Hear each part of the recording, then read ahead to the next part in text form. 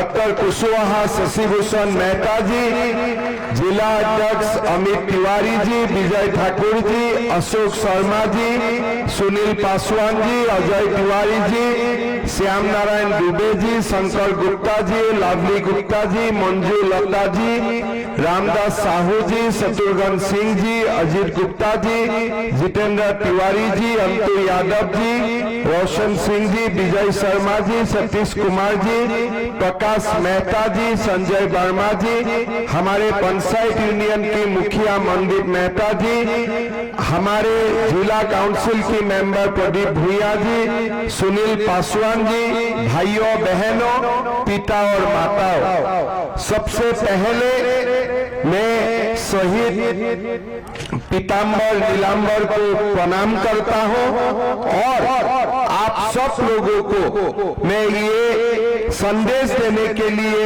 कोशिश करूंगा कि कैसे हमारे प्रदेश को बीजेपी सरकार का जरूरत है और इसके लिए हम आगे जाके क्या करना पड़ेगा। भाइयों और बहनों, बीते 4 महीना हम लोग झारखंड में ही रहे और झारखंड को देखने के लिए, समझने के लिए हम लोगों ने कोशिश किया। आज झारखंड का हालत क्या है, मैं एक उदाहरण से आप लोगों को बताना चाहूंगा।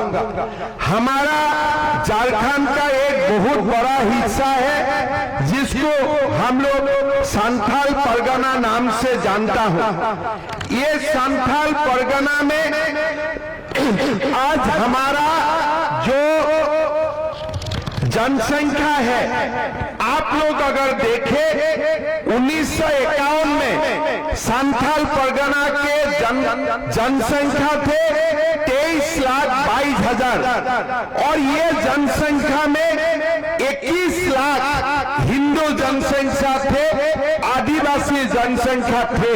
मतलब कुल जनसंख्या की 90% हिंदू थे और 9% ये जनसंख्या की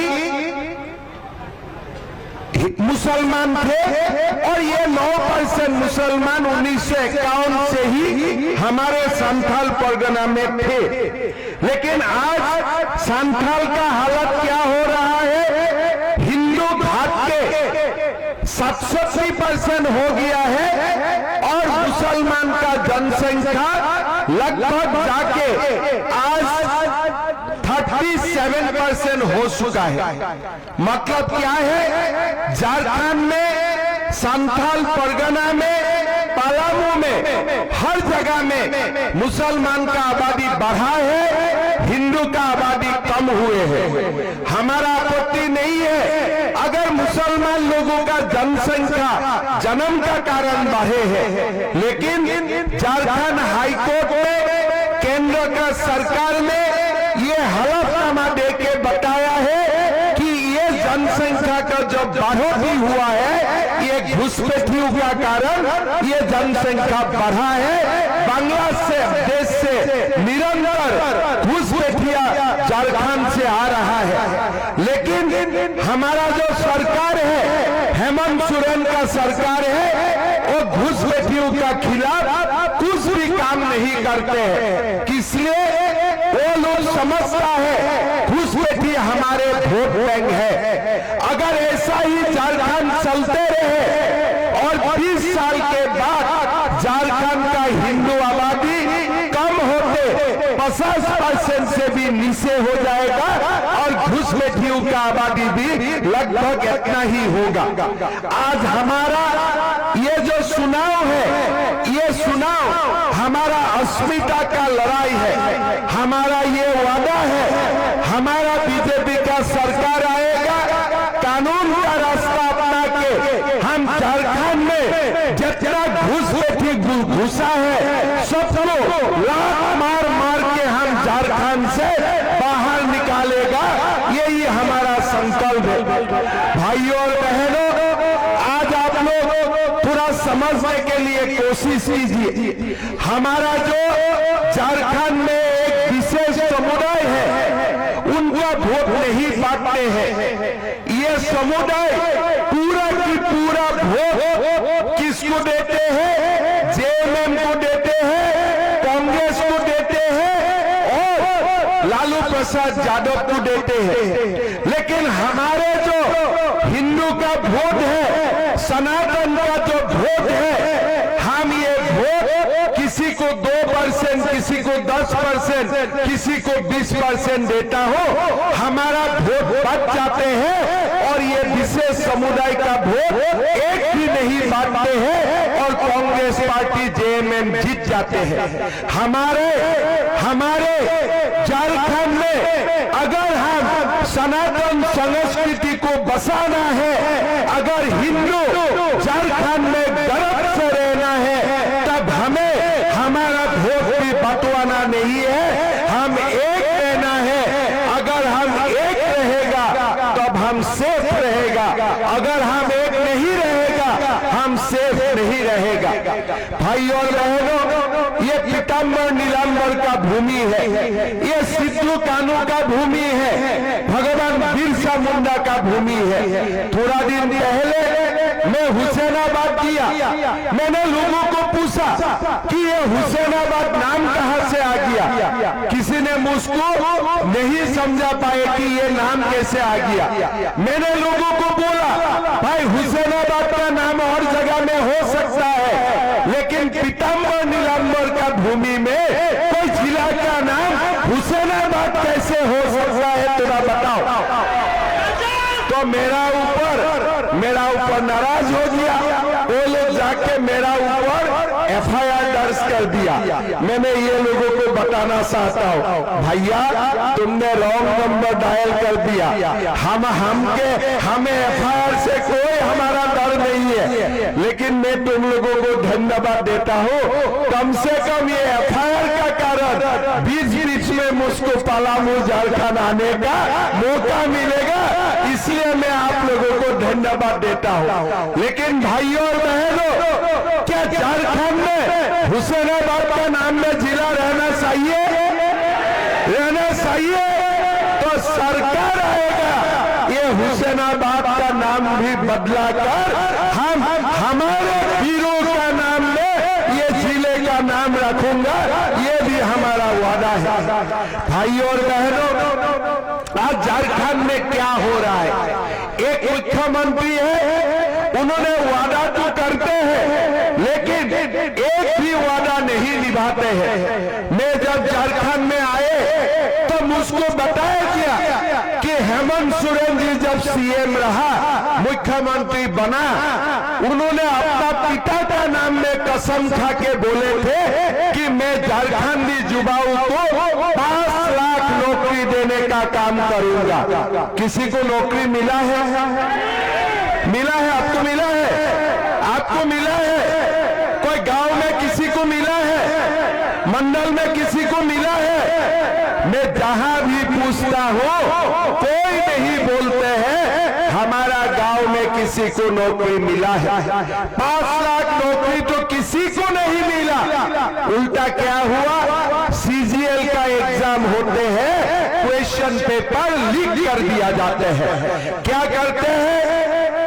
सीजीएल का एग्जाम होते हैं, लोगों से रुपया लेते हैं, नेपाल ले जाके क्वेश्चन पेपर बिकता है और यहाँ आके इंटरनेट बंद करने का ढोंगी दिखाता है।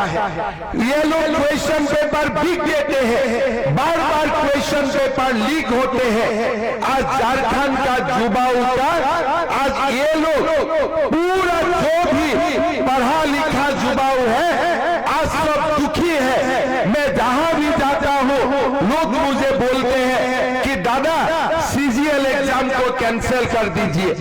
आज हम ये आप लोगों को वादा करना चाहूंगा, जब हमारा बीजेपी का सरकार बनेगा, नया मुख्यमंत्री शपथ लेगा और तुरंत हम सीजीएल एग्जाम को कैंसिल कर दूंगा और नया सिरे से हम सीजीएल एग्जाम करूंगा।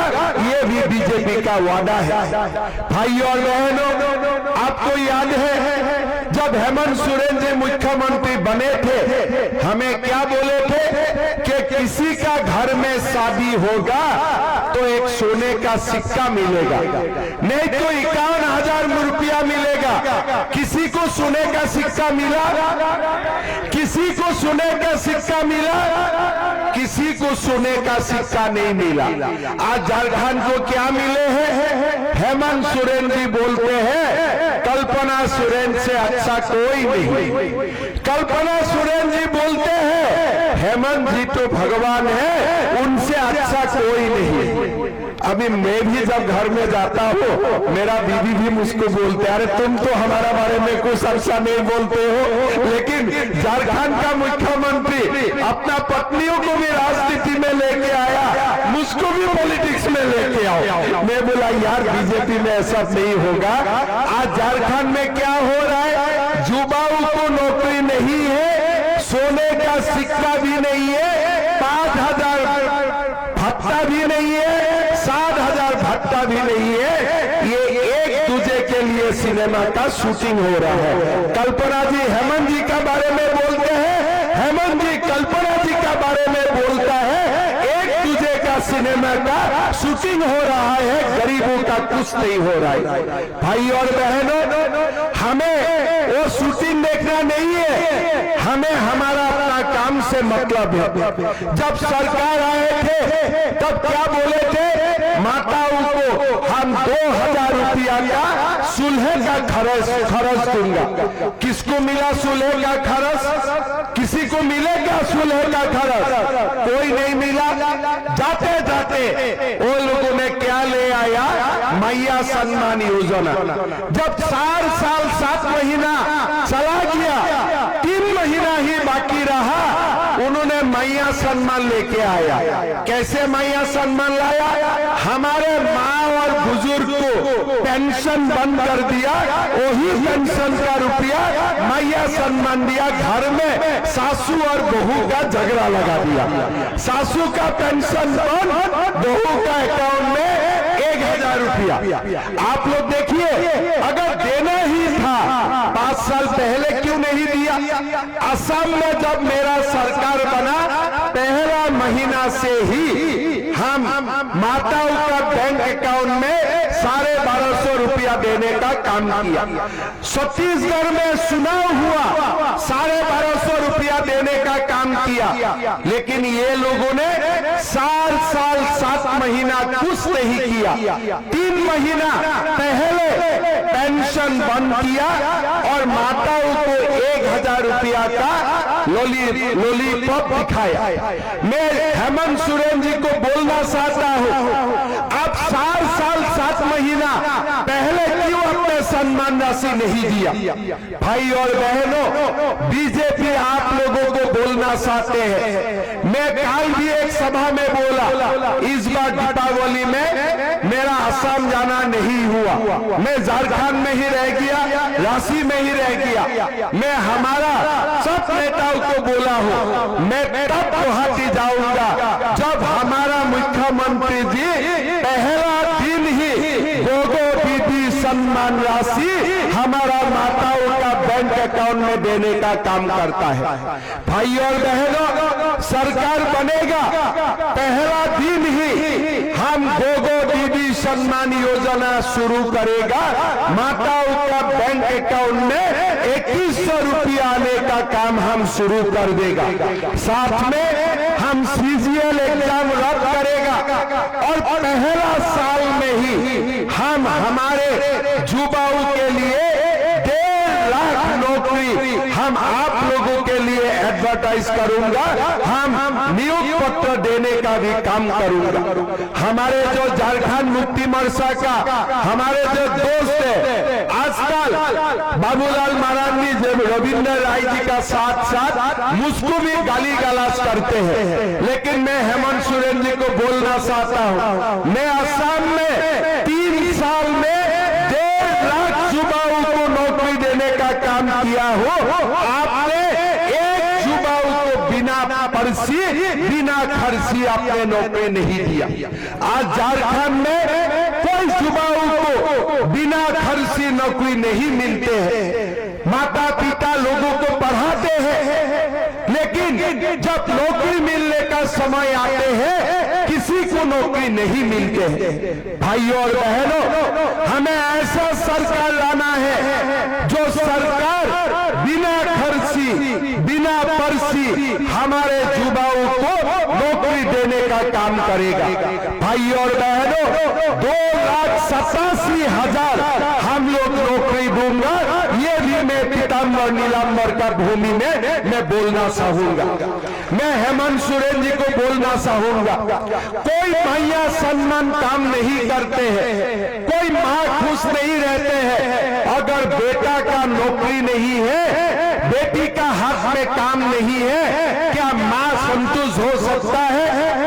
क्या कोई माँ संतुष्ट होगा अगर घर में मेरा बेटा बेटी का नौकरी नहीं है, काम नहीं है, मुझको कोई सम्मान नहीं चाहिए, मेरा बेटा बेटी का घर में नौकरी हो जाए, सम्मान अपने आप मेरा घर में आ जाएगा। आएगा कि नहीं आएगा? हम बीजेपी आपको ये वादा करता हूं, 2,87,000 नौकरी हम बिना खर्ची बिना पर्ची हम देने का काम करूंगा।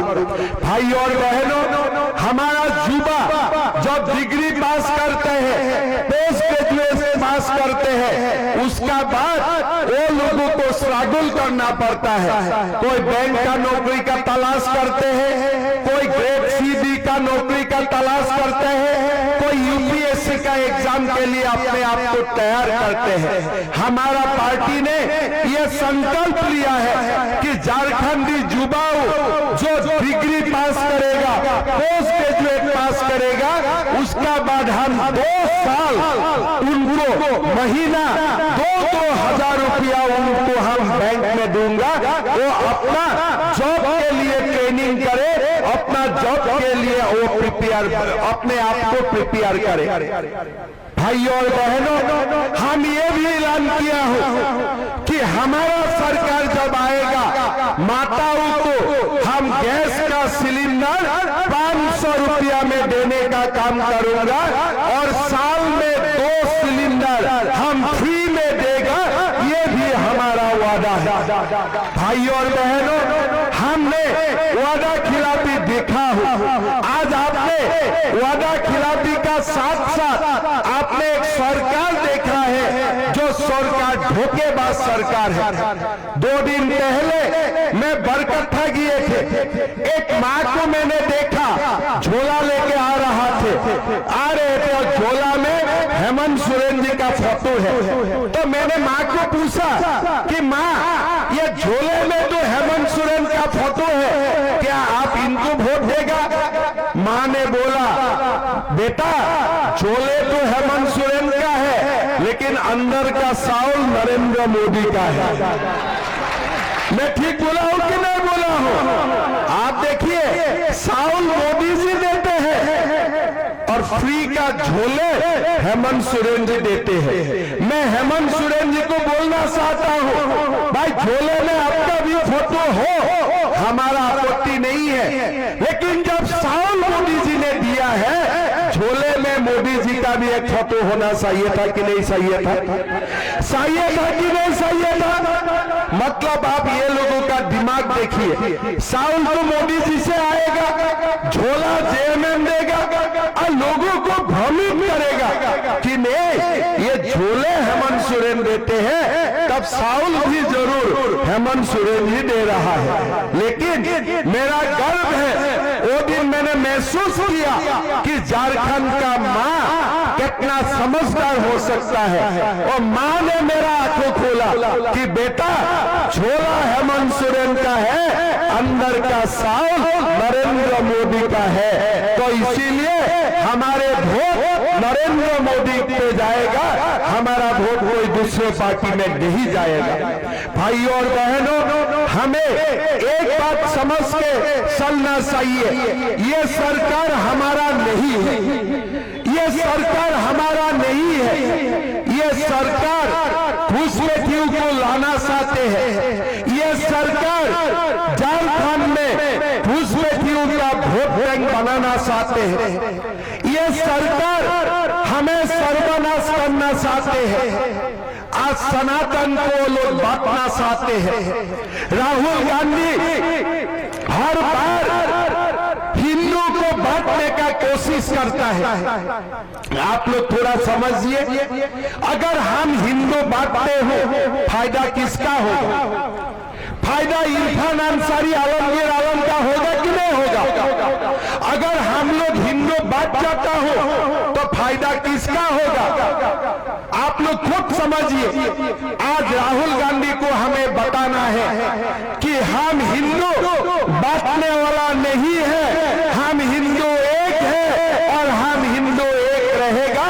ये बात आज हमें उनको बोल देना है। भाई और बहनों, आज आप देखिए, हिंदू जब एक रहता है हिंदू सब कुछ कर सकता है। 500 साल का बाद राम जन्मभूमि में दीपावली हुआ कि नहीं हुआ? हुआ कि नहीं हुआ? आज हिंदू ने बाबर का जगह में राम मंदिर बनाया कि नहीं बनाया? जब हिंदू एक साथ रहता है हिंदू सब कुछ कर सकता है। अगर हिंदू एक साथ रहेगा तो भारत विश्व गुरु भी बनेगा और हमारा सनातन संस्कृति भी बचेगा। लेकिन अगर हिंदू बांटेगा, ये आलमगीर आलम इरफान अंसारी जैसा व्यक्ति हमारा ऊपर राज करेगा।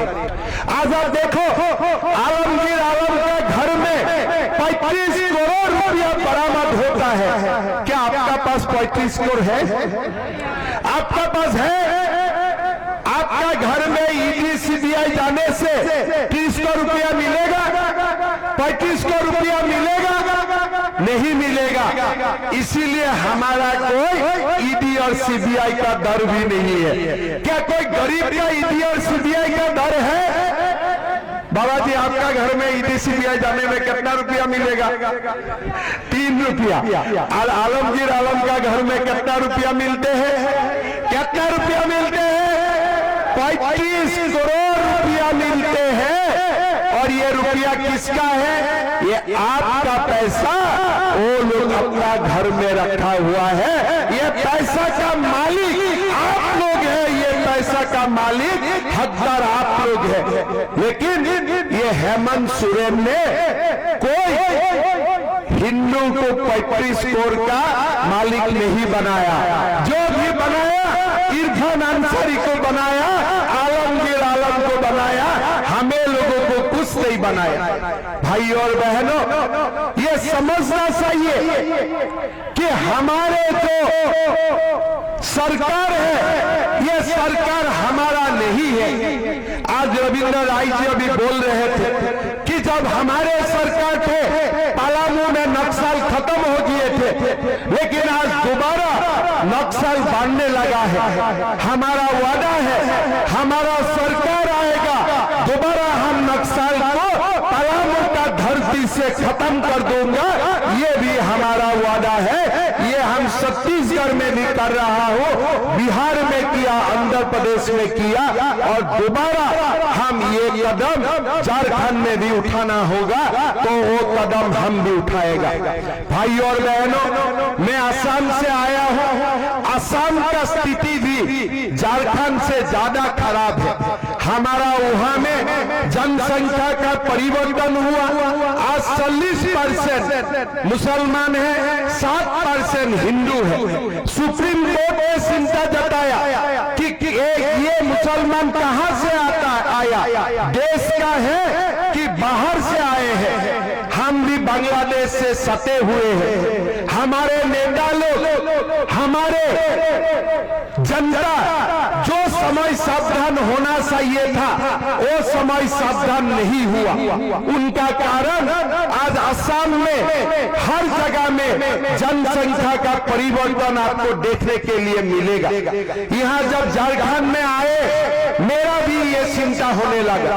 भाई और बहनों, ये सुनाओ, हम सनातन को रक्षा करने के लिए लड़ना पड़ेगा। हिंदू समाज एक होकर झारखंड का विकास के लिए हमें वोट देना पड़ेगा। ये आप लोग लोग समझ के रखें। भाई और बहनों, हमें बहुत कुछ करना है। अभी जैसे मैंने बताया कि हुसैनाबाद का नाम परिवर्तन होना चाहिए, मेरा ऊपर केस डाल दिया। असम में मैं एक मुहिम शुरू किया था कि मदरसा बंद करने के लिए, मैंने 600 मदरसा बंद किया।